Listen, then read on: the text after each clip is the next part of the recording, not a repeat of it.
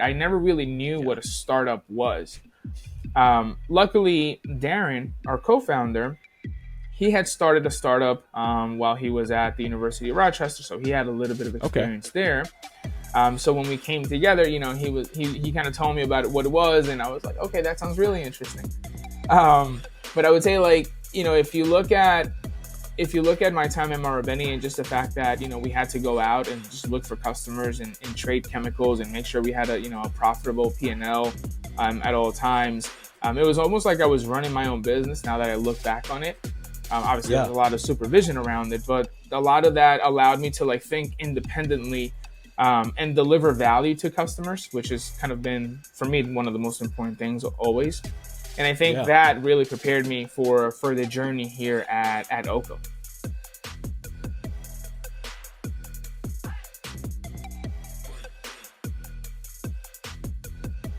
Welcome to the ThinkFreight Podcast. I'm your host, Thomas Wardine, and it's my pleasure to have Sebastian Pedraza. He's the co-founder and CRO at Oko. Sebastian, welcome to the ThinkFreight Podcast. I appreciate you coming on today. Yeah, Thomas, thank you very much for having me. I really appreciate it. Excited to be here. No, of course, man. Of course. You guys have a pretty interesting company and you've got a very interesting background. So I want to kind of dive right in and kind of talk about who you are and kind of your background, because you're kind of newer into the logistics space. So why don't you tell us a little bit about who you are and what your background is and kind of how you got into the freight industry? Yeah. So I would say it starts a little bit back from my college days. So in college, my background or my educational background is in biochemistry and economics. I've always had a passion for for Chinese or the Asian languages. So that was my concentration. I would say that when I graduated college, I really wanted to bridge the gap between biochemistry or chemistry and economics, but it wasn't as straightforward as I thought it was going to be. So I ended up going to Barcelona actually to get my master's degree at Barcelona Graduate School of Economics. And I was in a program that was focused on specialized economic analysis of science. So I found that really, really cool. And that really allowed me to kind of, understand how projects are funded, what's the background on why, just programs are out there, right? So when I came back to the United States after that, it still was a bit of an interesting transition for me. So I actually ended up trading textiles for about 2 years. How did you get into that? Yeah, so it was actually, they say network is everything, right? So one of my really good friends from Bates from college, he introduced me to the owner of the company called Omni International. And he was like, I have a really, quote unquote, smart friend that is looking for a job. And, at that time, Victor Bernardo and Dan Hannon, who were the owners, they were like, sure, have him come in. So, I went to the office and they were like, all right, when do you want to start? So I actually started off as a buyer. And my job was to source textiles all over the United States and then sell them into Central and South America. So that was my first glimpse in getting into international trade and logistics there. Yeah. And so after that, I spent about 2 years doing that. And since I've always had a passion for chemicals, I said, I fell in love with trading, just product from Asia to Central or just around the world, right? Yeah. And I said, I really want to do this with chemicals. So I ended up working for a company called Marubeni. And let me ask you this: what interested you in the chemical side? So chemicals for me, I think chemicals was always a safe space for me personally. So I came to the United States when I was actually 11 years old, and we don't have to get too much into it, but I didn't really speak to English. Math and science was always subjects that came just natural to me. English and history were subjects that I just, struggled through. Tough. So, And as I went through my college, my college education, just chemistry and math were my strength, right?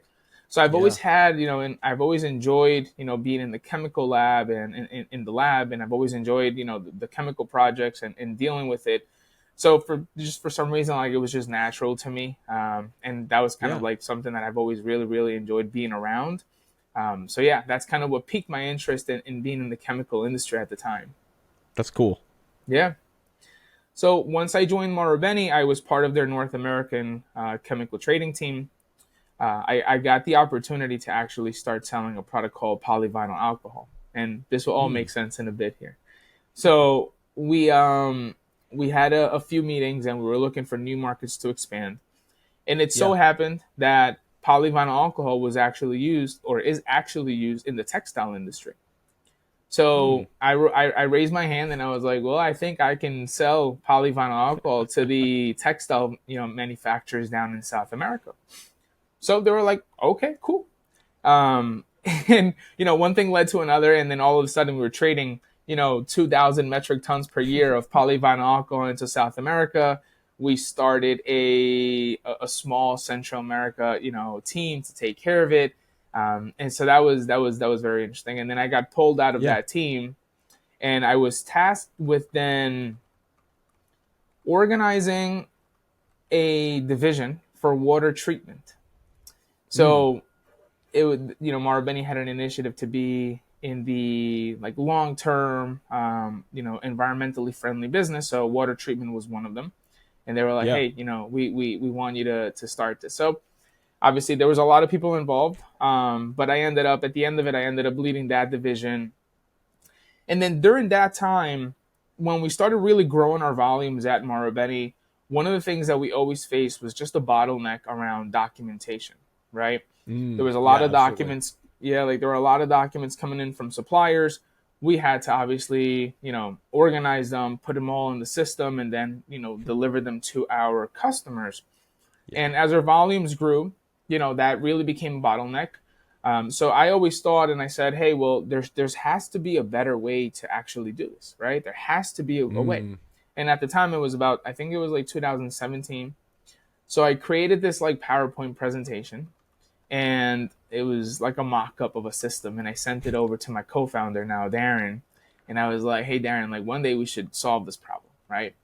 So then fast forward to 2021, when we got back together, he was like, oh, do you remember that idea you had back in 2017? And I was like, yeah. So he was like, why don't we give it a shot? So, we started kind of, pitching it, trying to see if there was any interest from customers. And Yeah. that's how kind of Oko started. But my background in logistics really came from my time at Marubeni in the international trade of physical goods. So that's how I got started. That's really cool. How long did you spend at Marubeni? So I was at Marubeni for about 5 years, if I remember Okay. correctly. Yeah, and after Marubeni, I ended up working for another trading company for about just under shy of like 8 months. And an opportunity came about where Marubeni was looking to continue pushing the water treatment division forward. But Hmm. because I already had left Marubeni, what I did is I started just working as a consultant for them. So I ran my own consultancy company for about 2 years after that, where I was helping like chemical manufacturer. What I called it is I was helping chemical manufacturers capture high barrier or high entry chemical markets. And the key to it was really helping them through formula optimization on site. Mm. Um, so then my relationship with Marubeni was probably about 6.5 to 7 years long, I would say. Okay. Hmm. And so let me ask you this: how did that prepare you? Obviously, you're doing something a little bit different than that, but how did that time at Marubeni and kind of creating your own like consultancy, how did that prepare you for where you are today with Oko and what you guys are building today? Yeah. So the if you look at Oko at its core, obviously we're a data entry automation company, an Yeah. AI and ML company. But at the core of it, what we really realized, and what I realized back then, was that in today's world in logistics, there is in today's like logistics landscape, if you talk to any Yeah. customer, they're going to have, if they're using a TMS system, they're going to have connectivity with their customers or suppliers or just trade partners via EDI and API. When you dive a little bit deeper into it, what we found is that only about 30% of those EDI or API connections are actually active with their customers. 70% of the other orders that are coming in, or the data entry they're doing, is actually being done manually. So when I look back at my time at Marubeni, what I learned is that a lot of that information that was entered manually into the system had to come in via email. So the whole premise is, if we could live in someone's email inbox and extract the information just as they would, right, when the emails are coming in with the PDF documents, enter it into the system with all of the specific business logic that actually, makes automation successful. That's kind of like what, the premise of it. And then we extrapolated that piece, and then we applied it to logistics, and we saw that, through OCO, it could be successful here where we are today. So. Are you overwhelmed by permits and expiring documents? Digital Permit Book can streamline your compliance process and save you tons of time. Organize all of your documents, drivers, and vehicles in one central location. Automatic expiry notifications ensure you never miss a deadline, and effortless collaboration tools keep your entire team on the same page. Stop wasting time on paperwork and focus on getting the job done. Visit digitalpermitbook.com today and say goodbye to compliance chaos. The Texas Trucking Show is roaring back into Houston, Texas at the NRG Center on June 29th and 30th. That's right. Mark your calendars for 2 jam-packed days of everything trucking. We're talking over 300 companies, from industry giants to the latest tech startups. Need a new trailer? Check. Looking for innovative solutions? Check. There's even a job fair and media partners just like us. Plus, admission is completely free. Just head over to texastruckingshow.com and snag yours before they're gone. Don't miss out on this incredible opportunity to connect, learn, and grow your business. And while you're there, be sure to stop by ThinkFreight at booth 1119. We'd love to connect. No, I love that. And we'll dive a little bit more into OCO in a minute. I want to talk about kind of your entrepreneurship journey, because you started that consultancy and now you're the co-founder and CRO with OCO. So how did that, let me ask you this. Have you always been entrepreneurial? Have you always wanted to start your own business? Like, when you were in textiles, did you think like this would eventually be your path, or what was that like? Yeah, I mean, if I think through that,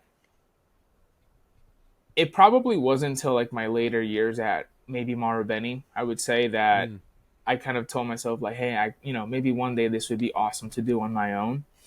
I really enjoyed what I was doing. I loved trading chemicals around the world. I loved visiting, factories in Asia and in factories in South America. And I really enjoyed that.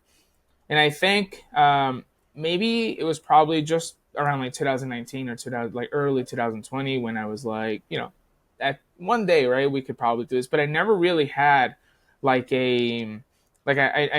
never really had like a strong focus on ever starting a startup, right? I never really knew what a startup was. Luckily, Darren, our co-founder, he had started a startup while he was at the University of Rochester, so he had a little bit of experience there. So when we came together, he kind of told me about what it was, and I was like, okay, that sounds really interesting. But I would say, like, if you look at my time at Marubeni and just the fact that, we had to go out and just look for customers and trade chemicals and make sure we had a profitable P&L at all times. It was almost like I was running my own business now that I look back on it. Obviously, there's a lot of supervision around it, but a lot of that allowed me to think independently and deliver value to customers, which has kind of been, for me, one of the most important things always.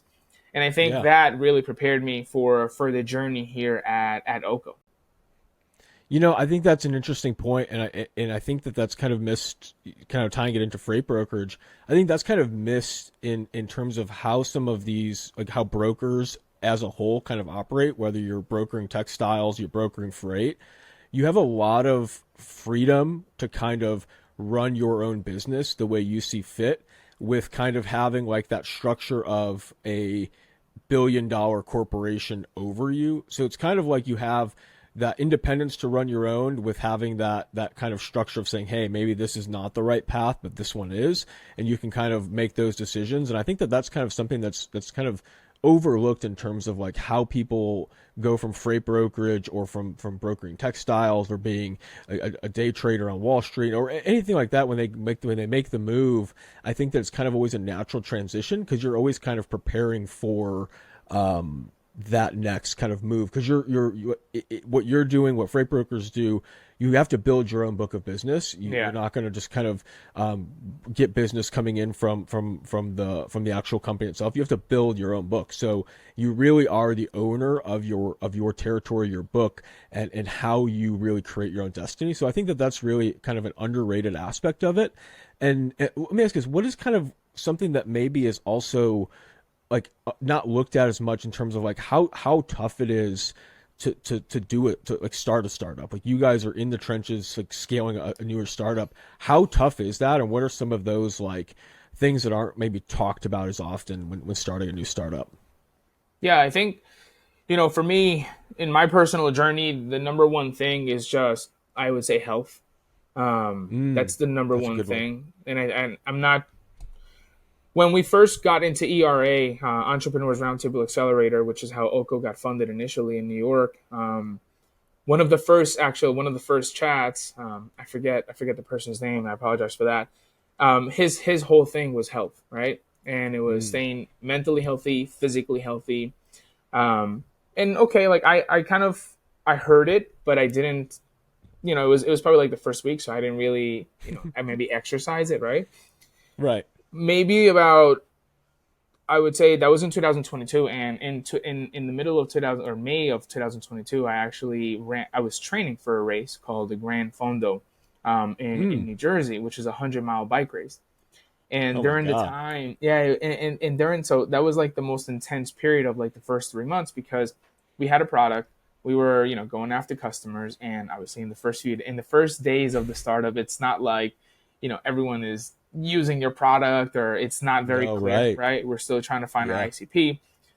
So that starts kind of, messing with you a little bit, because as a founder, you have a lot of bias that you think your product is going to work on day one. And when that doesn't happen, you really start reflecting on a lot of the decisions you made. Absolutely. So what I stopped doing was actually training. And I remember, I did the race and it was terrible. It literally took me 9 hours and 58 minutes, and I had to finish it under 10 hours. Wow. And I just kind of, so that was one of the things that I realized, like, although there is, there's a startup and there's OCO and there's the business, and there's a lot of things that are going on, and you have to put on many hats, you have to pay attention to yourself.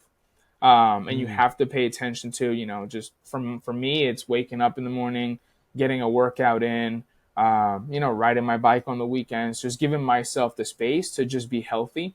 And that really, because it really affects a lot of the areas, not just like at OCO, or for example, if you have a bad day at OCO, but, in your personal life as well. So I would say that's the number one thing that, maybe it's not talked about as much, is just personal health. Yeah, no, I completely agree. And I think that, as founders and when you're in a small startup, whether you're a founder or you're an account executive, whatever you're doing, it's a stressful environment. You need to take care of yourself. You have to take, mental health very seriously, and take your physical health seriously. What you're putting into your body is, you're gonna have good inputs, you're gonna have good outputs. So I completely agree with, you really have to take care of your mind, your body, and really focus on those as well.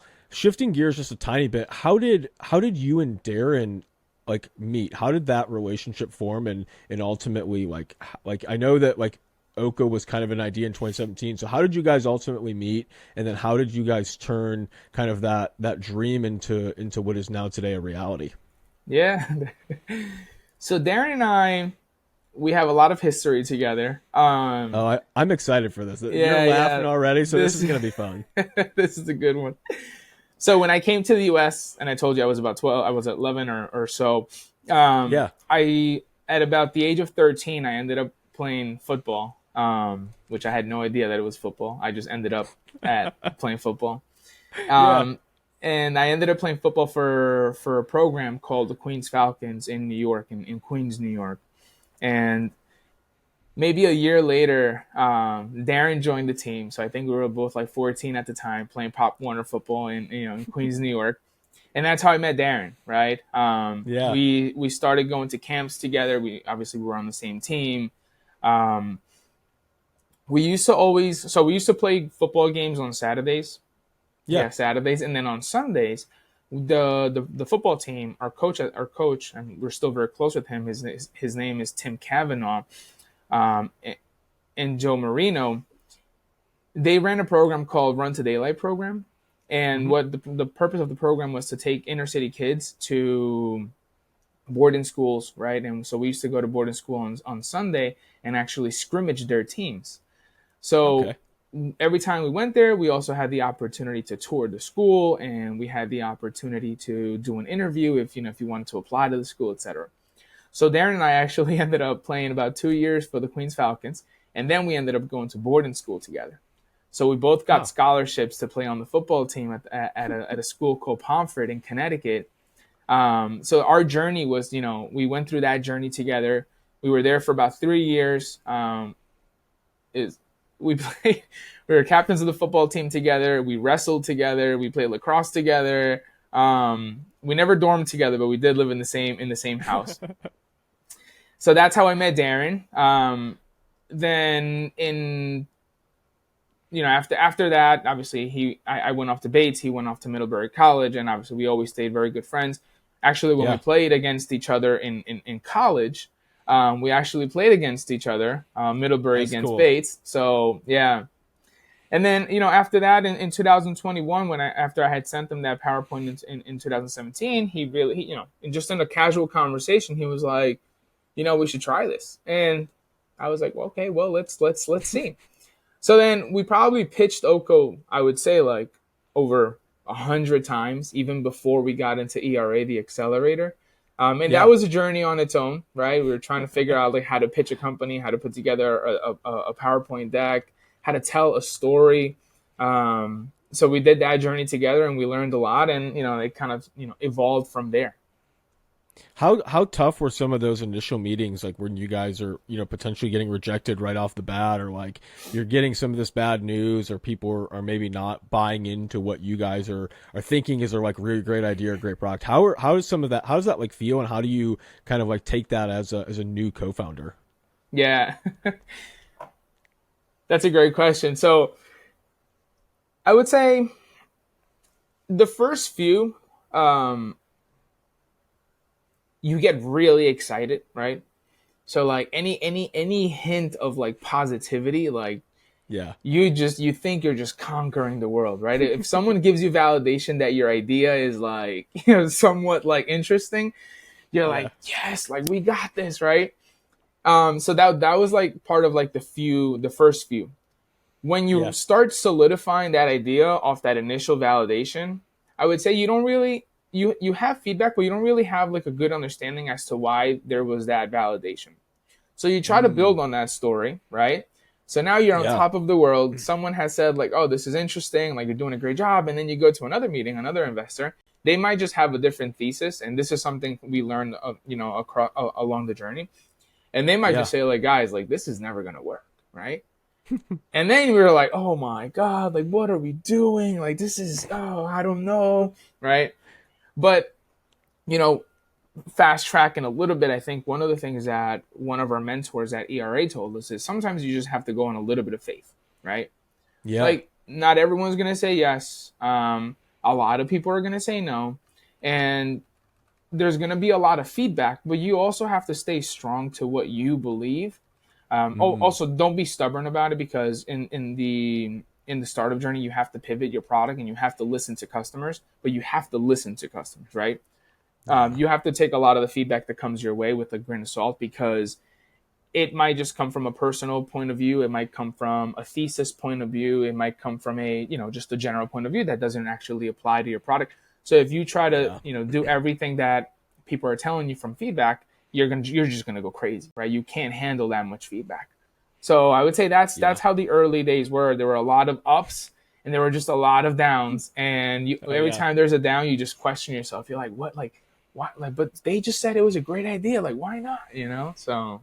Oh yeah. And then you kind of like think about it, like looking back is you're probably thinking like, oh, some of these investors that you maybe pitched to weren't maybe logistics people, or they maybe weren't looking at textiles, or they weren't, they weren't exactly your ICP. Maybe they were in a different realm, and it maybe made sense to the previous investor because they knew a little bit more about like the logistics space and how fragmented and messed up that can be.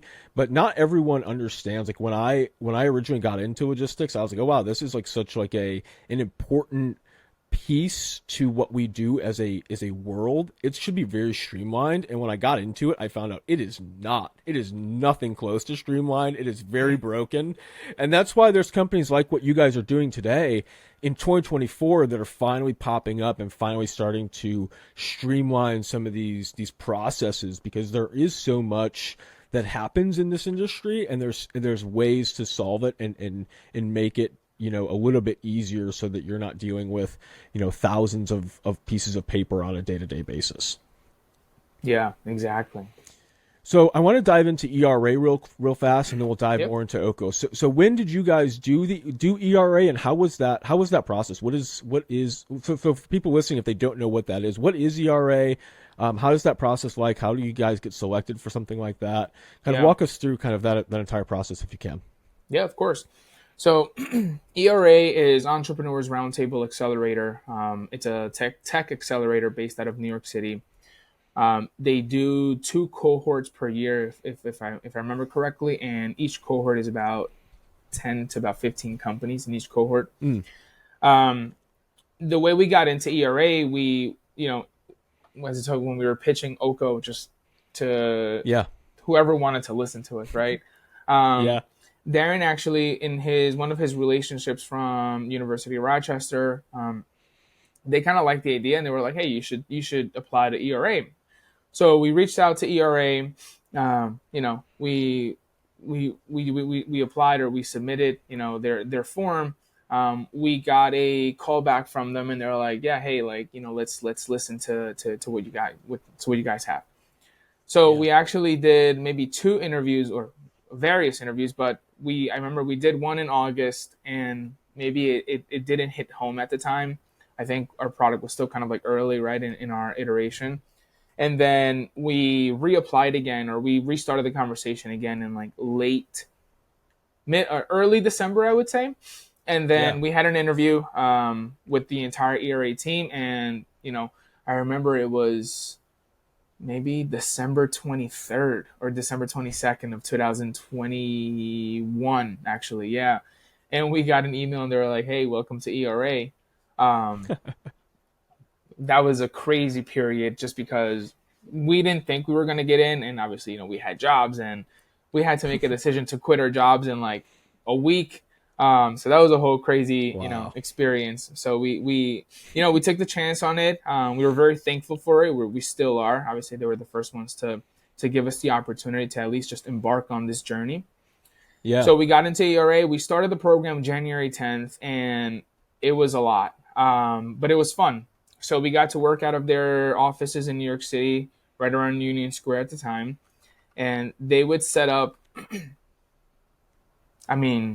maybe 3 to 4 like investor calls per day. So we were like constantly pitching different like angel investors, different investor groups. We practiced on our pitch, we practiced on the story. They gave us a lot of tools to work with to really craft like a lot of the foundational items that you sometimes overlook. And yeah, it was an amazing experience. And then the whole journey at ERA was to just expand your network, right, and get your product in front of people that could or would be willing to listen to you. And then they had at the end of it, they have a very special day called Demo Day, where they line about 1,000 investors, if I remember correctly, and you pitch your final, like your polished idea to all of these investors. And then from there, obviously, you go on your own and you continue running your company. But, that 3-month period, it's all about the foundationals of like how to run a startup, and really focus on like the storytelling, and making sure that at least you have the foundations correct. So Yeah, no, that's so it's basically a 3 month crash course in getting your company kind of up and running and also pitching and angel investors and kind of like a major crash course in startups is what it sounds like. exactly. Yep, exactly. Yeah, no, that's so cool. So let's dive into a little bit more. What is Oko? How did the name come about? Because that's really interesting. And has kind of the vision as to where you are today always kind of been the vision since inception? Yeah. So let's start with the name. So Oko, when we first started Oko, we actually started as a platform to buy and sell chemicals. Um, Okay. so we didn't want the name to be, so Oko is in the general sense of it, Oko is the deity of agriculture. We wanted to start with chemicals, but we Mm, didn't want to just stay in chemicals, right? We wanted to expand to like yeah, plastics for and, sure. and agro and all of these other industries. But Oko, we just wanted a very simple way for everyone around the world to say, "Hey, have you checked Oko?" Or "Hey, have you Mm, looked at Oko today?" Right? So, in any language, in English, Spanish, Chinese, Japanese, whatever it is, that word anyone can say, right? So that was really why we chose the name of absolutely. Oko.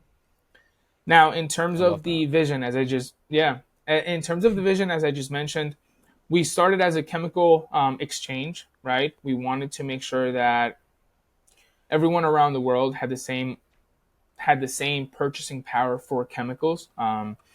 And the premise was always promising availability and pricing to buyers around the world. Yeah.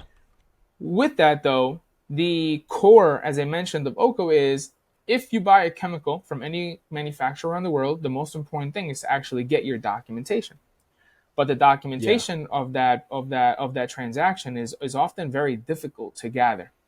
So Oko as a platform was going to then help you and highlight all of your transactions that had missing documentation. And as we sit in your email inbox, what it was going to do, it was going to then grab, certificates of analysis, technical data sheets, invoices, etc., bill of ladings, and it was going to then grab them and put them into the specific transaction in Oko that you had done through Oko. Then it was going to give you all of that visibility. So whenever your shipment got to port, then you never Mm, had to deal with missing documentation, which is a pretty big headache when you're doing international trade. So absolutely. as we started going through that journey, we listening to the customers, and we started learning that customers had ERPs, they had TMS systems, they had all these other systems in place. So what we learned is that it was really hard to actually change a company's process. There was a lot of Mm, pushback from operators to have to, log into new screens, to use, new systems. And what we said at the time was like, okay, interesting. Like there's a lot of value in the document piece, right?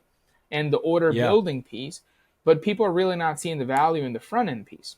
So we actually Mm, scrapped our front end. And that's why now Oko is just a completely back end integrated technology where you don't really interact with Oko. Oko just sits in your email interesting. inbox and it does everything for you after that, right? So I would say the core vision of Oko is still here, and that's super exciting because everything we do is based off your emails. The market and the segment that we service has changed, and that's just Right. from chemical manufacturers. They introduced us to freight forwarders, and freight forwarders introduced us to trucking companies and 3PLs and drayage companies, and then they introduced us Yeah. to the air cartage industry. So it's been a learning experience, and we've just always been open to kind of listening, like who's dealing with pain points, who has this problem, and that's kind of what has led us to where we are today. No, I think that's a great way of how you guys went about it. You really, like you said earlier, you needed to listen to your customers and you listen to kind of, they didn't want that kind of front end piece of like going into Oko and using that side, but you kept the back end structure. And I'm sure that has been a lot better in terms of seeing people utilize the tool, seeing the need for what you guys are doing and seeing them actually like utilize this on a day to day and see your core customers kind of change a little bit, but also kind of see them really like say, hey, this is a really important tool that is like needed, and we could really utilize this. So who is kind of you kind of said, freight forwarders kind of introduce you to trucking companies and so forward.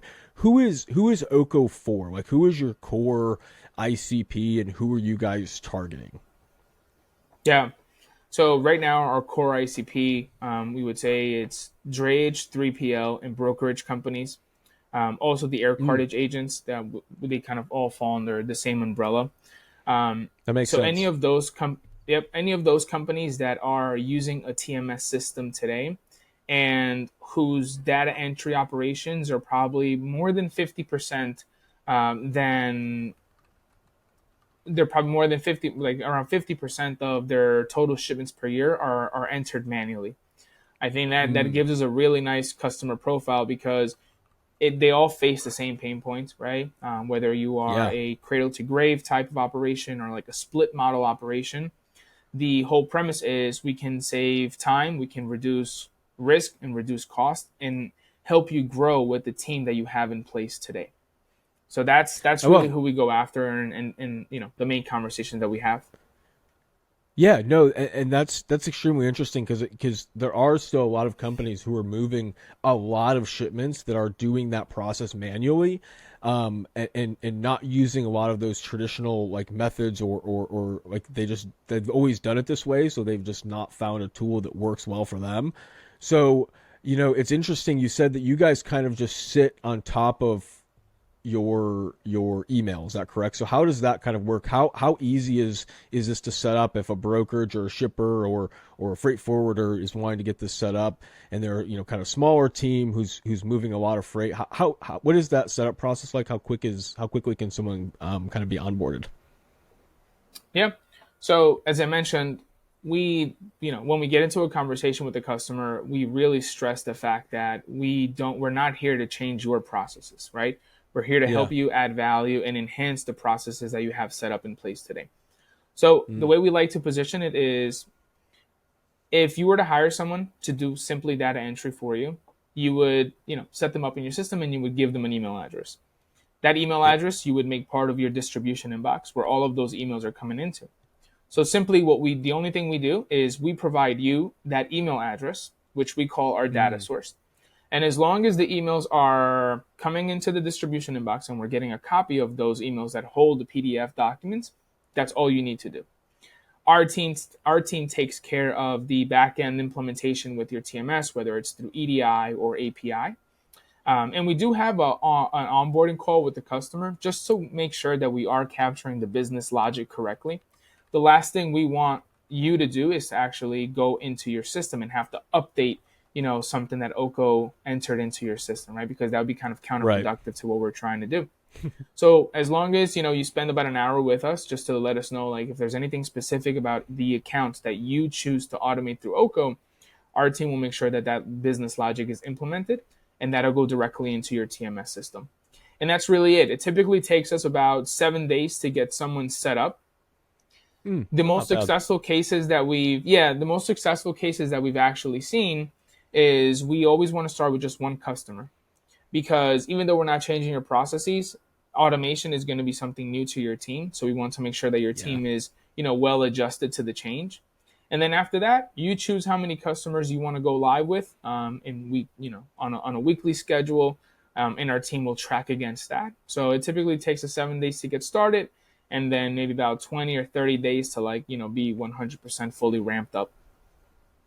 No, that's pretty cool. And you guys, so basically it's kind of just setting it up and kind of forgetting kind of after the fact. You don't really have to mess with things too much, unless parameters change, or you need to like add additional like customers if Exactly. they have a lot more shipments. So that's really cool, and it really provide, like you said, it doesn't make me, if I'm the logistics provider, it doesn't make me change my processes. You really come to people where they are, and help adapt kind of not their processes, but you make their processes easier in terms of how they want to operate in terms of that. I think that's really unique.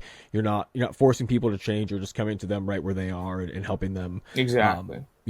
solve those. So that's really cool. Let me ask you, Sebastian, what are some of the challenges you guys have seen, maybe breaking into freight tech as a newer company,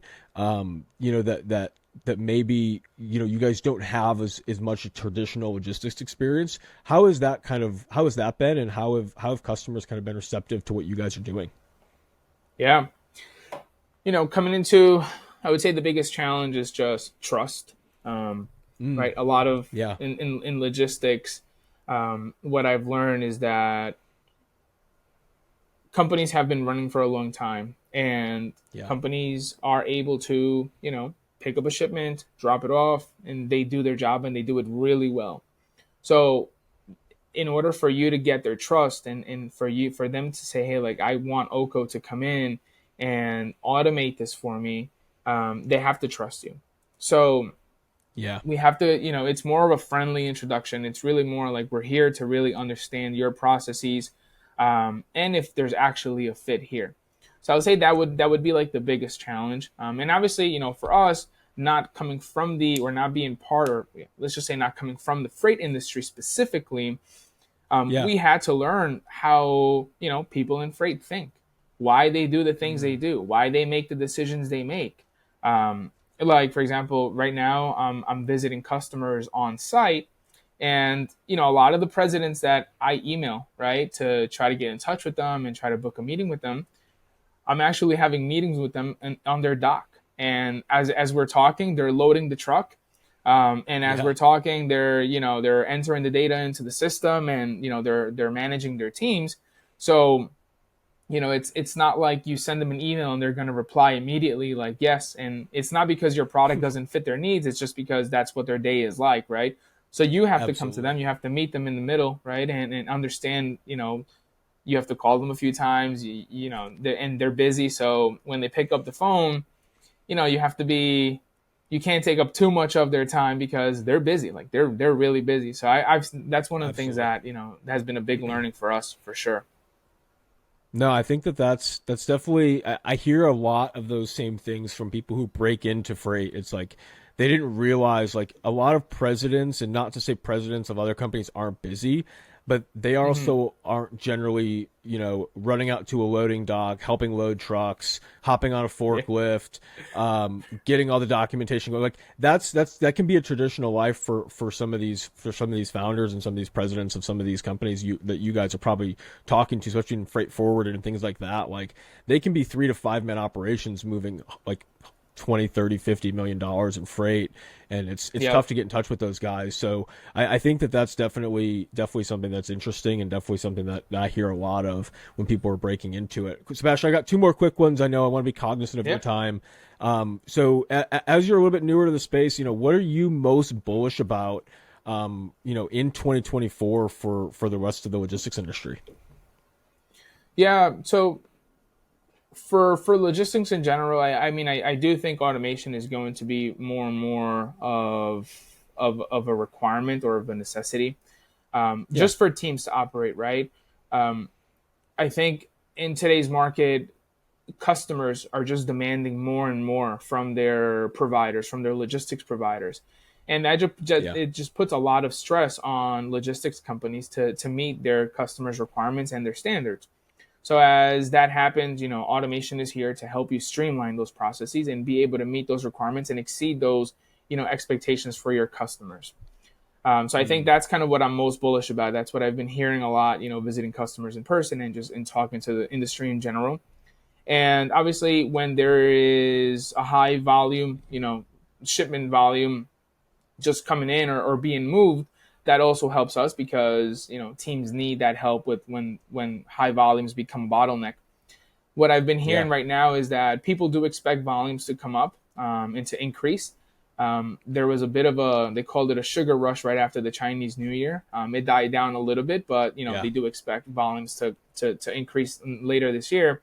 And I think if you match both of those things together, it'll be good, because if companies can obviously process more shipments and automation can help them do that with the team they have today, then both things go hand in hand for the growth in logistics. So No, I completely agree, and I think that's a great thing to be bullish about for the rest of 2024. Now, one other thing you mentioned, and that's, taking care of yourself and health. Now, you're currently training for an Ironman 70.3. Now, for anyone who's out there, what is an Ironman, and like what is that, and when is that, and what is that training process like for an event like that? Yeah. So Ironman 70.3 is a triathlon race, and obviously it's sponsored by Ironman. It's a 1.2 mile swim, open ocean. It's a 56-mile bike ride, and then it's a half a marathon. Oof. This one's going to be on September 28th, and it's actually going to be local for me. So that's, I'm super excited. It's going to actually be in Jones Beach, New York. Oh, that's cool. Nice. Yeah. So the logistics around it is super easy for me. So, obviously my wife and I actually signed up for it together.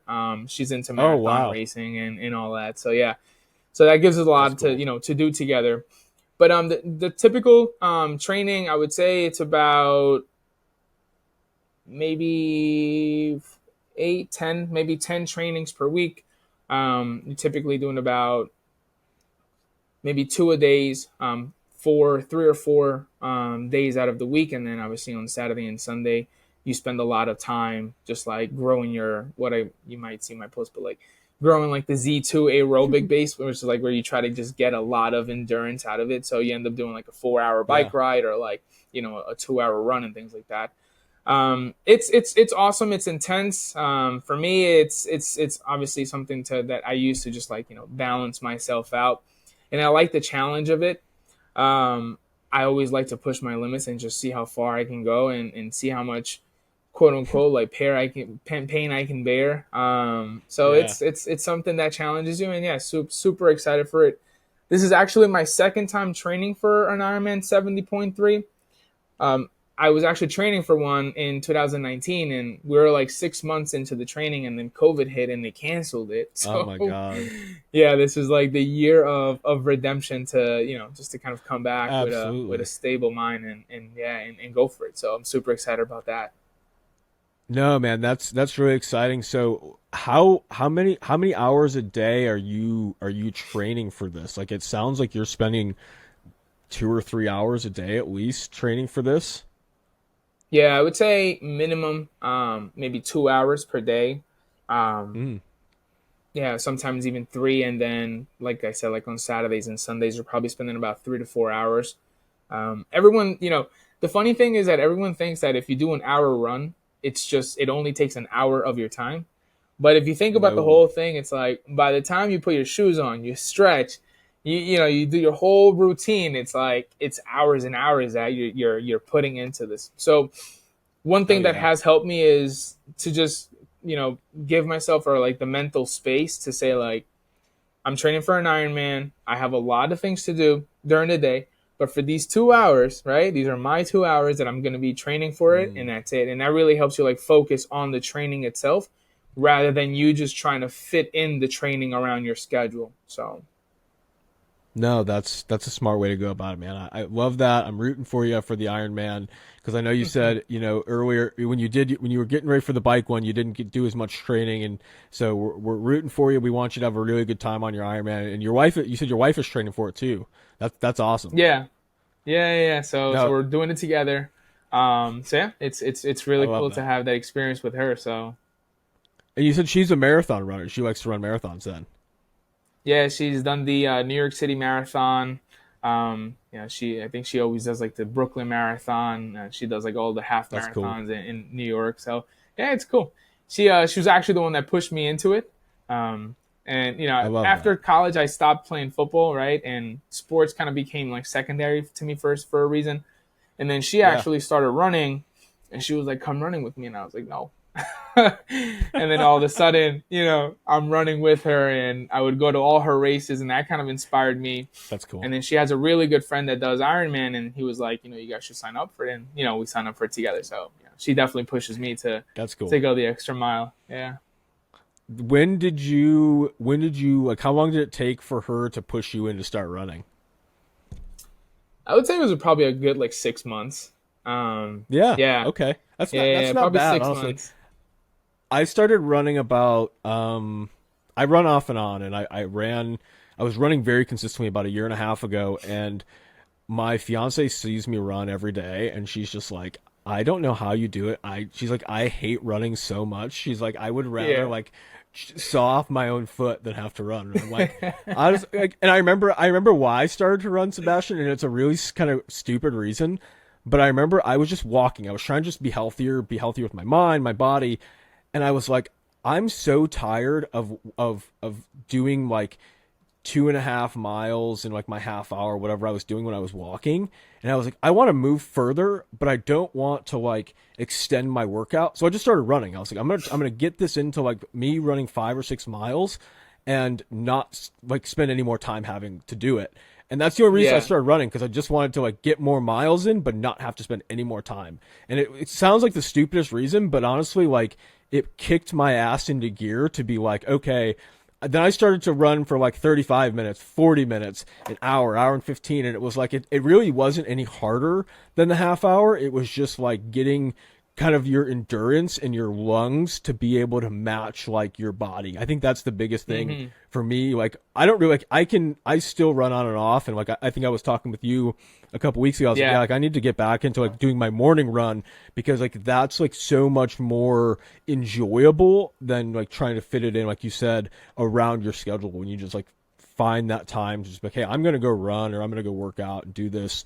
It makes it a lot more enjoyable. Yeah, exactly. Yeah, because it doesn't feel like a burden at that point. Exactly. You know, you have to enjoy it. You know, if you're gonna spend so much time doing it, you have to enjoy it. And there's tough days, right? When you're like, oh yeah, I can't do this today, man. So, but you just do it, and then in like 5 minutes into it, you're like, you know, you feel all that feeling goes away, and you're relaxed and you're enjoying it. So yeah, you get into the zone, you get that runner's high going. You're like, all right, I'm good, I got this. Exactly. Sebastian, I really appreciate you coming on the show today. I appreciate your time. You know, if people want to check out Oko, they want to see what you guys are doing, or they want to follow you on social media, how can they find you guys? How can they find you online? Yep. So easiest is our website is oko.trade. All of our information, contact information is there. If you ever want to see our product, you'll have a chance to meet me. We can have a conversation and just see if it's a fit.